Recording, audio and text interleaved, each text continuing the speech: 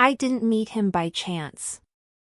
I met him because I stopped avoiding places that scared me. Places where people didn't pretend to be kind. Where power wasn't hidden behind smiles. He noticed me immediately. Not the way men usually do, not hunger, not curiosity. Assessment. Like I was a variable he hadn't planned for. "You don't belong here," he said calmly. I should have taken that as a warning. Instead, it sounded like a challenge. I didn't answer. I just held his gaze long enough to let him know I wasn't leaving. Something shifted then. Not interest. Permission. He never touched me. He controlled the space instead. Where he stood. How close he allowed me to get. How long the silence lasted before he spoke again. "You're observant," he said. "That makes you dangerous." "Only to people who lie," I replied. A pause. Longer this time. "Good," he said quietly. I didn't believe him. But I believed that he wanted me to. And that was worse. The first message came hours later. No name. No context. Just a location and a time. I stared at my phone, fully aware that replying meant crossing a line I wouldn't be able to uncross. This wasn't flirting. This wasn't curiosity. This was consent disguised as inevitability. I typed one word. Okay. When I arrived, he was already there. Waiting. Calm. Like my decision had never been in doubt. "You think this is about me," he said. He stepped closer, stopping just short of contact. "It's not," he continued. "It's about how much of yourself you're willing to admit you want." My pulse gave me away. He smiled, not kindly. "Careful," he said softly. "Once you stop pretending, things change." And I knew, with a clarity that felt almost peaceful, that I had just stepped into something that would not ask for my innocence, only my honesty. He didn't explain what he expected from me. That was intentional. Expectations create leverage, and he preferred watching people reveal themselves without guidance. The room he chose was dim, quiet, stripped of anything unnecessary. No music. No comfort. Just space and the awareness of him occupying it with absolute ease. "Stand there," he said. I did. Not because I had to, but because I wanted to see what would happen if I didn't resist every instinct. His gaze followed the smallest shifts in my posture, the way my breathing changed when the silence stretched too long. "You think control is about commands," he said. "It's not. It's about who adjusts first." I hated how quickly I understood what he meant. He tested boundaries without crossing them. A step closer. A pause. A question asked without urgency. "Why did you come?" he asked. I considered lying. He waited. "Because you don't pretend this is harmless," I answered. A slow nod. Approval, maybe. Or confirmation. "Most people want intensity without consequence," he said. "They want to feel dangerous without being changed." "And you?" I asked. "I want honesty," he replied. "Even when it costs." The weight of that settled between us. This wasn't seduction. It was negotiation, with parts of myself I'd kept locked away. The dynamic shifted the moment I stopped reacting and started choosing. I spoke first. I held my ground. I let the silence work for me instead of against me. His eyes sharpened, interest finally surfacing, not desire, but recognition. "There you are," he said quietly. That was the moment I understood the real risk. Not that he would take something from me, but that he would demand I stop pretending I didn't want to give it. I felt something dark and steady take root. Not fear. Not excitement. Ownership. And I knew this was no longer about being led into shadow. It was about whether I was willing to stand there on my own and let him see exactly who I was when no one was telling me who to be. After that, he stopped setting the scene. He let me choose where we met, when the silence began, how close was close enough. It felt like freedom at first, until I realized freedom without illusion is heavier than control.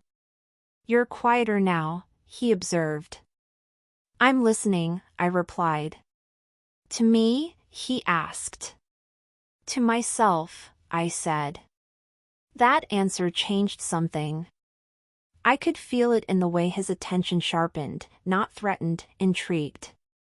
Like he'd been waiting for me to stop performing and start deciding. You understand what this costs, he said. Yes, I answered. And for the first time, I meant it. The tension stopped living between us and started living inside me. Not restless. Focused.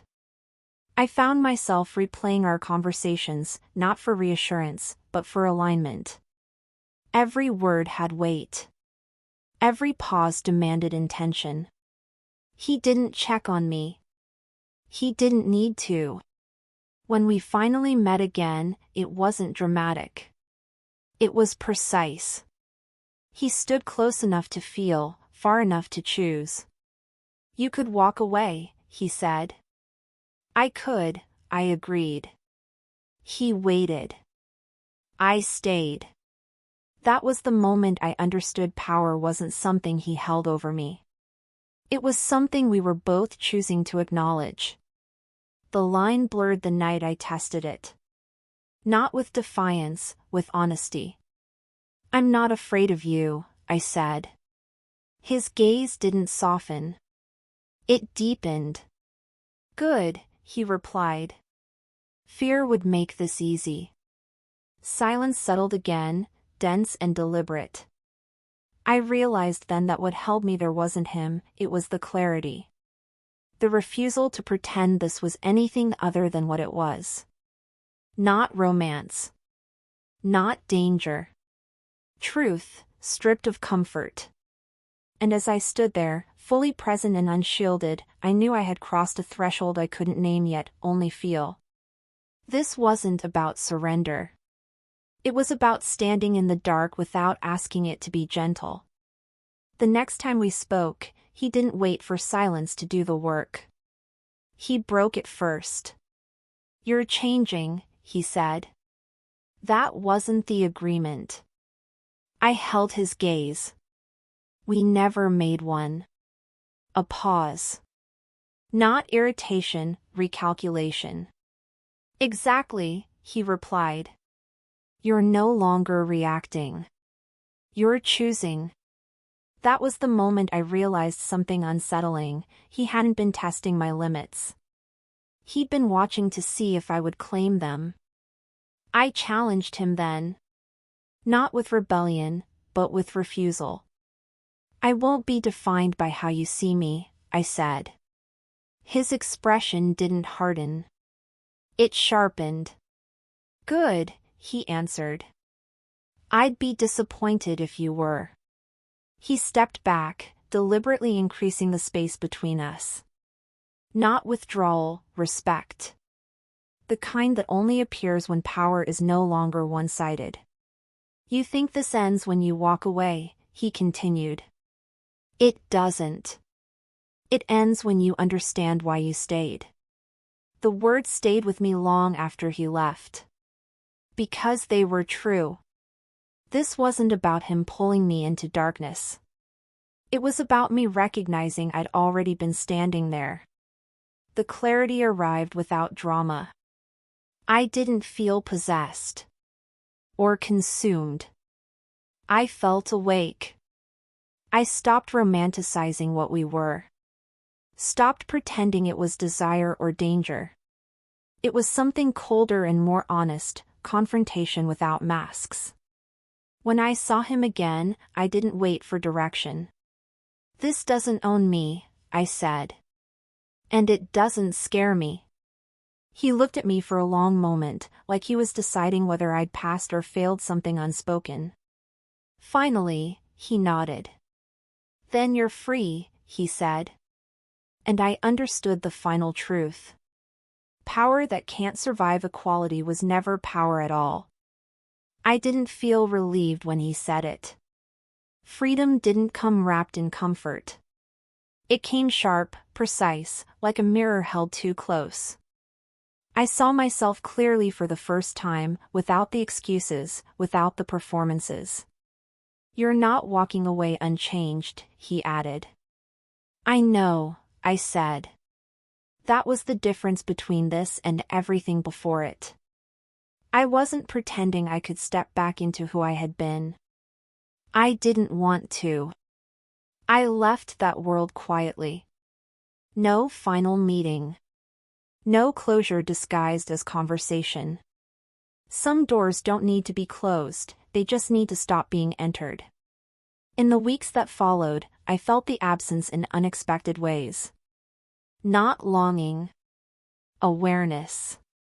I noticed how little patience I had for half-truths now. How quickly I sensed manipulation disguised as charm. How calm I felt saying no without explaining myself. He hadn't taught me how to submit. He'd forced me to confront the part of myself that refused to. And that changed everything. This wasn't a love story with a soft ending. There was no reunion. No promise that things could have been different. But there was something better. I stopped mistaking intensity for danger. Stopped confusing control with strength. Stopped pretending I wanted to stay untouched. I had chosen to step into darkness willingly, and discovered it didn't consume me. It clarified me. I wasn't broken by what I faced there. I wasn't saved either. I was revealed. And once you meet yourself without illusion, you don't go back to asking for permission to exist. That was the real consequence. And it was worth every step into the dark.